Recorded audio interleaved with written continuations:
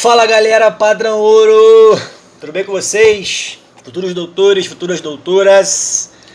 Tô chegando aqui da academia, mandar aqui já aquele pós-treino, aquele cafezinho. Muito calor aqui no Rio de Janeiro.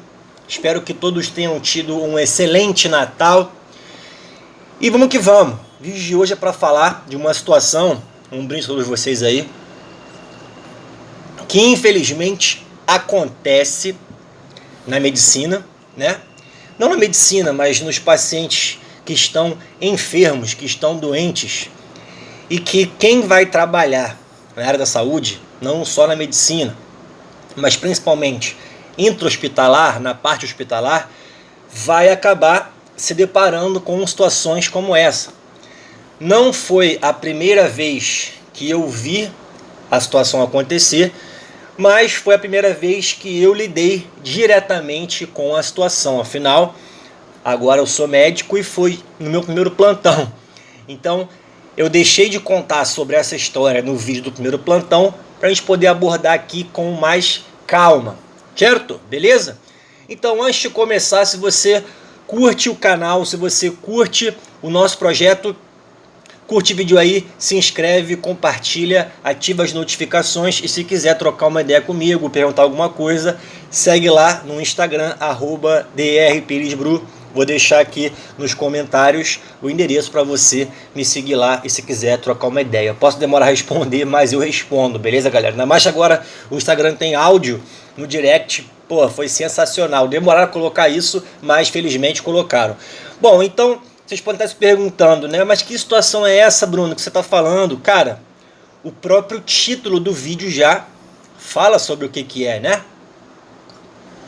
Os pacientes que são abandonados, mas no sentido de deixar no hospital e o parente evitar ao máximo levar esse paciente embora para a casa dele ou para a casa do parente, ou muitas vezes para o próprio quarto. Então a ideia aqui do vídeo é o paciente abandonado no hospital, mas não pela equipe de saúde, e sim pelos parentes ou pelos responsáveis legais ou os mais próximos.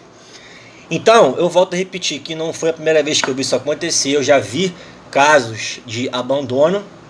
Eu vi uma vez, gente, estava no terceiro ano, isso foi um caso bizarro, assim, um dos mais bizarros que eu já vi, né? E tinha relação com o abandono.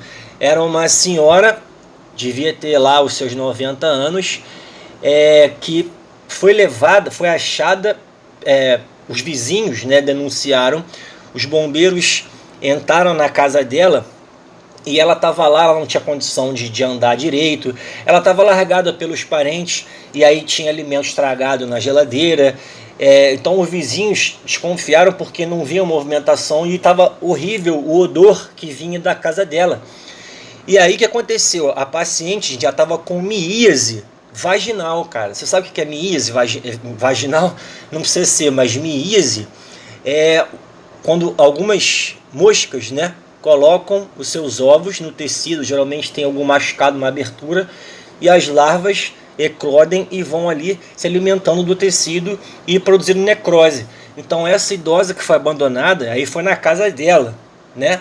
Ela estava com miíase vaginal, cara. E nesse caso eu estava no terceiro ano da faculdade de medicina, nunca mais esqueci isso. Eu até ajudei a limpar e tirar lá as larvas. A gente chegou a tirar mais de 200 larvas, para você ter noção como é que a parada é tensa.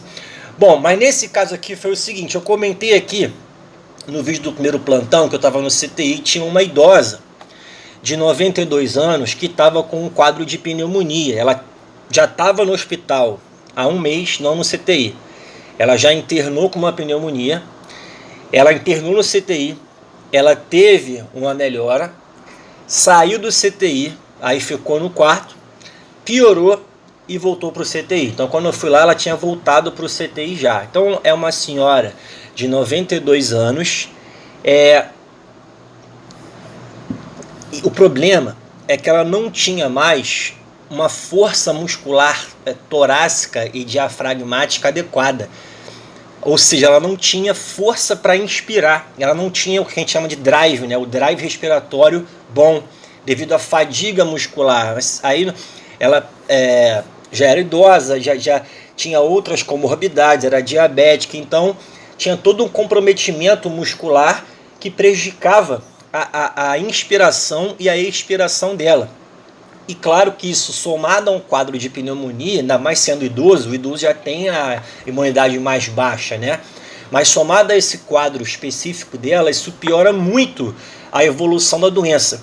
E um outro fato agravante é que ela não tinha mais o reflexo da tosse adequado. A gente sabe que a tosse ela serve para quê, pessoal? É para limpar a via aérea, né? Para expulsar micro-organismos, partículas de impureza e tudo mais. Então ela tinha muita secreção na árvore brônquica, traqueal, bronquilo, toda hora tinha que ficar aspirando a via aérea dela, mas ela estava estável. E o interessante é que quando eu comecei o plantão, eu não achava, porque ela estava dormindo e tal, eu não quis acordar, né? Esperei ela, eu só falei com ela rapidamente, ela acordou e tal. E aí eu comecei a examinar outros pacientes e como ela estava lá dormindo e tal, eu deixei ela, só fui ver se ela estava bem, né? Claro, você tem que chegar, você tem que ver todos os pacientes para ver se não tem nenhum grave. Ela estava acordada, respondeu ali, eu ia avaliar depois. E aí eu achava que ela não tinha tanta consciência, achava que ela estava mais rebaixada, mas conversei com ela, ela me respondia na boa. Então ela assim, ela falava devagar, lento e tal, mas ela tinha consciência e tinha um raciocínio preservado. E isso me deixou surpreso, né? Eu fiquei surpreso, caramba, legal. E ela falou comigo assim, eu quero ir embora para casa. Aí eu falei, olha, eu também quero que você vá embora. Como eu falei aqui no outro vídeo, a gente não quer que o paciente fique internado. Eu falei, eu também quero que a senhora vá embora, quero que a senhora fique boa e vá logo para casa. Aí eu falei assim, a senhora mora sozinha? Aí ela falou, não, eu moro com a minha sobrinha. Eu falei, então você melhorando rapidamente vai para o quarto e aí você pode ir embora com a sua sobrinha, mas vamos esperar você estabilizar mais. Ela falou, minha sobrinha não quer ficar comigo. Aí eu falei, sério? Ela falou, ela não vem me visitar já tem uma semana. Aí eu falei, caramba, bom, mas eu não julguei nada, não sabia o que estava acontecendo, mas achei estranho também uma semana sem ninguém visitá-la, beleza. Aí conversei com ela, orientei que se ela ficasse, assim que ela ficasse melhor, mais estável, né, baixasse ali os parâmetros do exame de sangue, e se ela continuasse oxigenando bem, ela poderia ir para o quarto. Só que ela falou também, não tem quem fique comigo no quarto. Isso aí é complicado. Você vai tirar o paciente do CT e vai colocar no quarto, mas tem que ter alguém para ficar com ele, né? Mais uma idosa como essa tem que ter auxílio para se alimentar, para ir no banheiro, para tomar banho e tal. Mesmo tendo a enfermagem, tem que ter alguém lá, né? E nesse dia, na hora da visita, a sobrinha foi lá. A sobrinha foi. E aí eu fui conversar com a sobrinha, né, para passar o caso, como é que estava a senhora. E aí, assim que eu cheguei para falar com ela, ela já falou assim, ô doutor, tudo bem? O senhor não me conhece, né? Eu falei, não, hoje eu peguei o plantão aqui e tal. Então, ela não vai pro quarto não, né? Aí eu falei, hoje acho que ela não vai, mas assim que ela melhorar, eu quero tirar do CTI e a equipe médica vai colocar ela pro quarto, porque é melhor para ela ficar lá, porque aqui sempre tem risco de ficar no CTI, não é bom. Aí ela falou assim, porque o pessoal aqui já conversei com os médicos, eles sabem que eu não posso ficar aqui, então não tem como ela ir pro quarto não. Eu falei pro outro médico para não tirar do CTI e não mandar pro quarto. Aí eu falei, ela mora com a senhora? Aí ela falou, não, ela mora comigo, mas não tem condição de ficar lá em casa, não sei o que.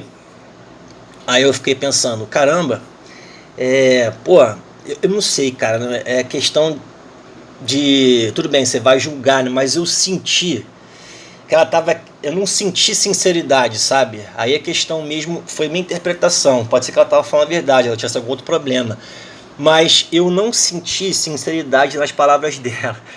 Para mim, pareceu que ela não queria mais saber mesmo daquela senhora, não queria arrumar a responsabilidade e não queria ter a vida dela comprometida para ficar cuidando da senhora. Ela queria se livrar e deixar a senhora lá no hospital para que ela ficasse sem essa responsabilidade.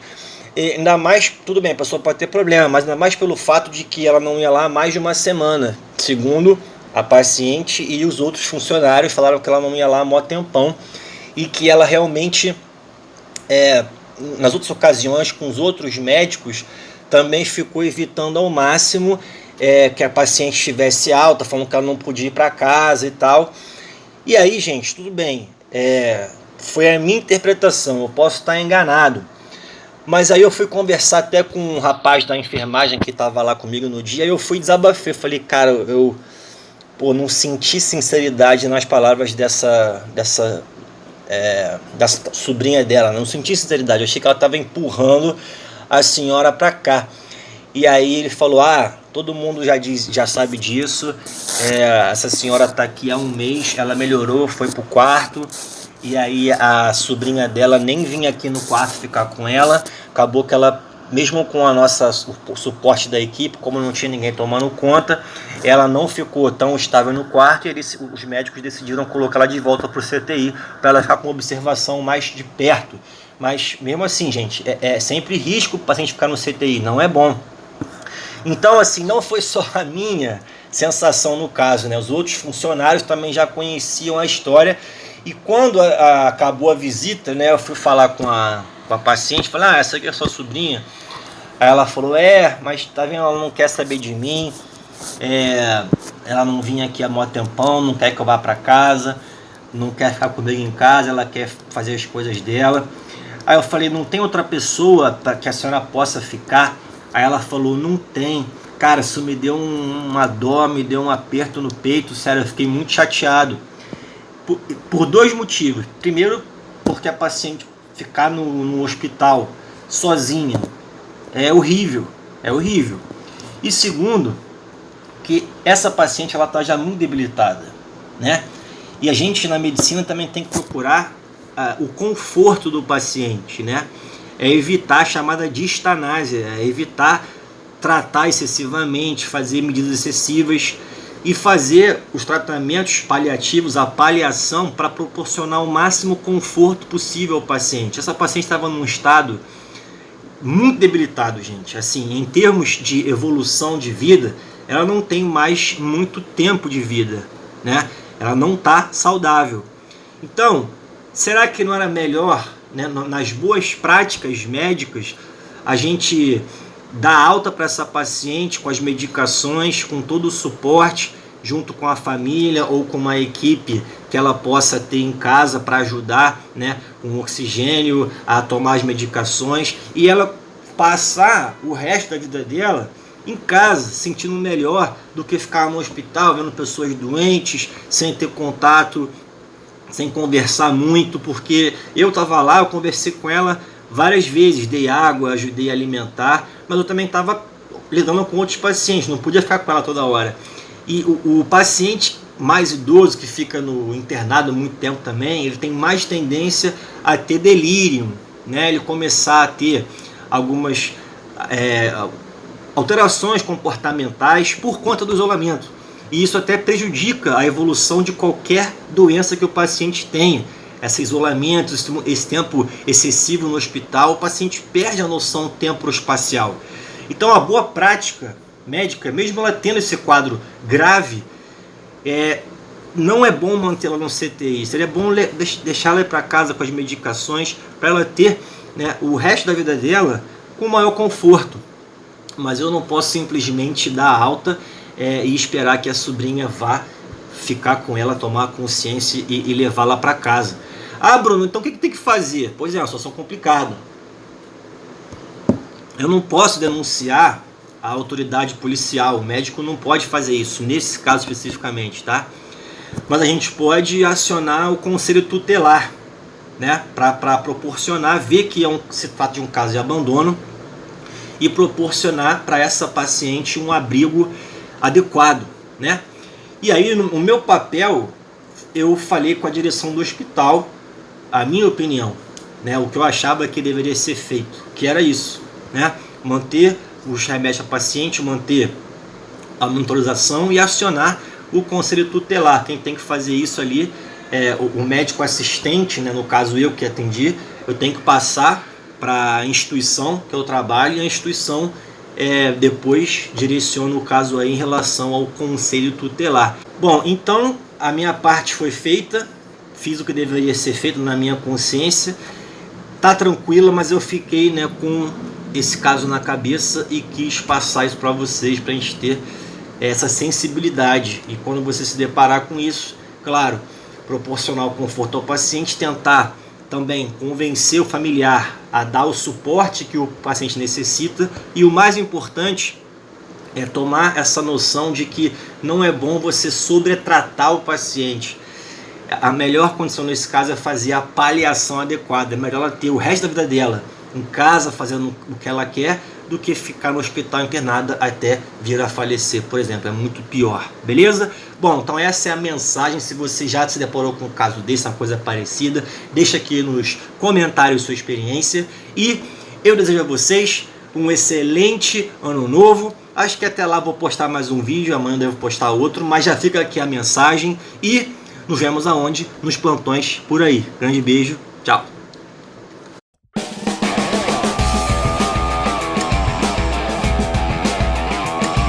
a bancada que os médicos ficam. Passa o gangrena na área endovascular cardiológica. Beatriz Souza, pela batalha para alcançar a média.